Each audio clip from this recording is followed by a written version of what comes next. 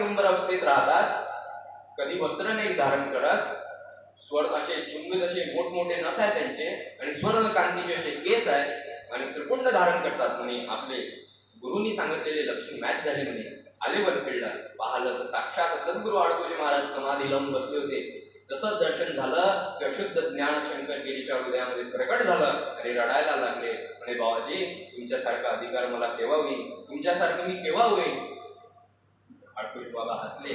जाय एका लाहिण्या म्हणे, जिथं बसशील तिथं काशी होईल म्हणे. त्या दिवशी एका गुरुनी लाहिण्या म्हटलं आणि लहानूजी नाव प्रसिद्ध झालं. वंदनी महाराज वर्णन करतात, शंकर गिरी गिरी परी चढ़ा, तेरी तप और तपस्या काम तेरे, तू टाकर खेड में है बेटा, पण दुनिया में तेरा नाम स्मरे. कोणाची शक्ती होती? ही आडकोजी नाथांची शक्ती होती, गुरु परंपरेची शक्ती होती, जी मायबाई महाराजांनी जिथून प्रवास सुरू केला. वंदनीय राष्ट्रसंत तुकडोजी महाराज एका ठिकाणी लिहितात, मायबाई कोण म्हणतात? अखिल भारतीय श्री गुरुदेव सेवा मंडळाची गंगोत्री आहे म्हणते आमची मायबाई महाराज.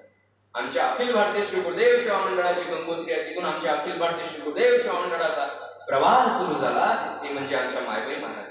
त्या नसत्या तर आम्हाला आडकोजी बाबा प्राप्त झाले नसते. आडकोजी बाबा प्राप्त झाले नसते तर आम्ही 3 भाऊ कधीच घडलो नसतो. सत्यदेव नसता घडला, चंपकचा सत्यदेव झाला नसता, शंकरगिरीचा लहानूजी झाला नसता आणि माणिक बंडोजीकडेचा कधी तुकडा दास झाला नसता. हे कोणाची शक्ती असते? ही गुरुची शक्ती असते. म्हणून काय, अशा सद्गुरूला शरण जावं आणि या सद्गुरूच्या शरणा जाऊन आपल्या जीवनाचा उद्धार करून घ्यावा, याच्यासाठी आपल्या जीवन असते.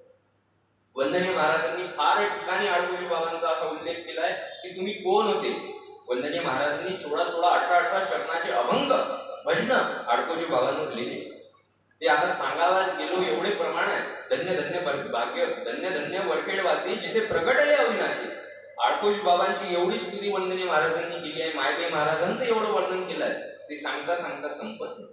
मग काय करावं? तर या सद्गुरूंना शुद्ध भावाने, शुद्ध अंतःकरणाने त्यांना शरण जावं आणि आपला जीवनाचा उद्धार करून घ्यावा. राष्ट्रसंत तुकडोजी महाराज फार लहान होते तेव्हाचा प्रसंग आहे. राष्ट्रसंत लहान होते, यायचे, बसायचे, जवळ बसायचे, हल्लण टल्लण करायचे. जसं आडकोजी बाबाचं प्रारंभिक जीवन होतं, तसंच तुकडोजी महाराजांचे प्रारंभिक जीवन असंच गेलं.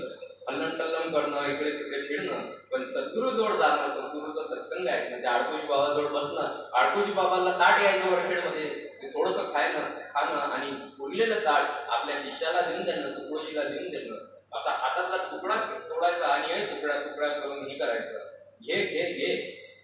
तुकडोजी महाराज आपल्या साहित्यामध्ये याची खंत प्रगट करतात, तुकड्या तुकड्या जन कहते, कोई मारे मुस्काते. मला लोक म्हणते, जेव्हा गुरुंनी तुकड्या म्हटलं तेव्हा लोक मला चिडवायचे, तुकड्या तुकड्या जन कहते, कोई मारे मुस्काते. मारून मुस्कावते, हसत होते म्हणते. ऐसे भी दिन देखे हमने, अब तो नाव लगी है पार. त्या गुरु कृपेनं आमची नाव आता पार गेली. मेरे सतगुरु भोले भाले है, मेरा भी किया उद्धार. भजन फार सुंदर आहे ते. मेरे सतगुरु भोले भाले है, मेरा भी किया उद्धार, भजो गुरुदेव. म्हणून काय म्हणतात? तुमच्या गुरुला भजन, त्यांच्याशिवाय पर्याय नाही. सत्यदेव महाराजांच्या जीवनाची एक घटना सांगून विराम करतो, कारण की 2 भाऊ झाले, एक भाऊ राहिला. त्यांच्याही जीवनावर थोडासा प्रकाश पाडून देतो.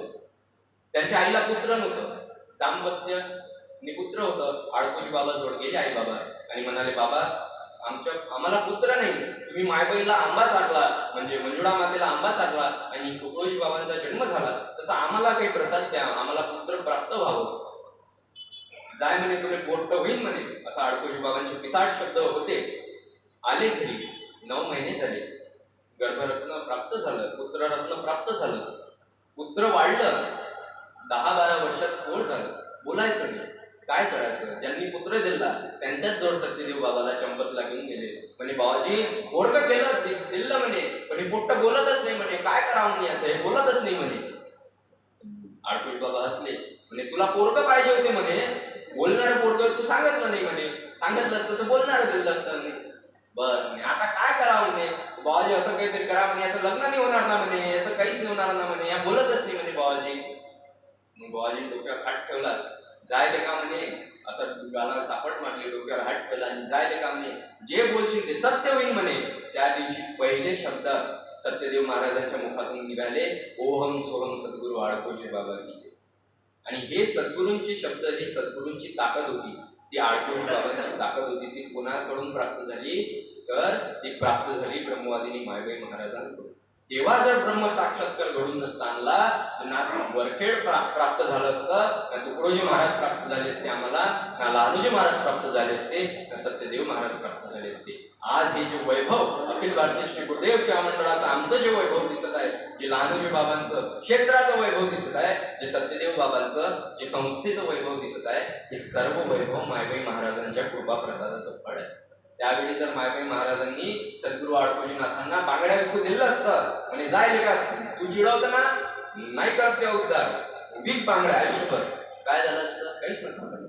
आम्हाला राष्ट्रसंत प्राप्त नसते झाले, आम्हाला शंकरगिरीचा लहानोजी आम्हाला प्राप्त नसता झाला, आम्हाला सत्यदेव बाबा प्राप्त नसते झाले, आम्हाला हे शुद्ध ब्रह्मतत्व आम्हाला कधी समजलं नसतं. म्हणून आपल्या जीवनामध्ये एका सद्गुरूची, अशा संतांची फार आवश्यकता असते. म्हणून आपण या संतांना शरण जावं. वंदनीय राष्ट्रसंत तुकडोजी महाराज नाही, आपले प्रज्ञाचक्षु प्रेममूर्ती गुलाबराव महाराज वर्णन करतात की कलियुगा माझी झाली नरभूतांची वाढ कशी. कलियुगामध्ये काय झालं म्हणते, तर कलियुगा माझी झाली नरभूतांची वाढ तुझी, या तव जनताराया अवतरले श्री गुरु आडकोजी.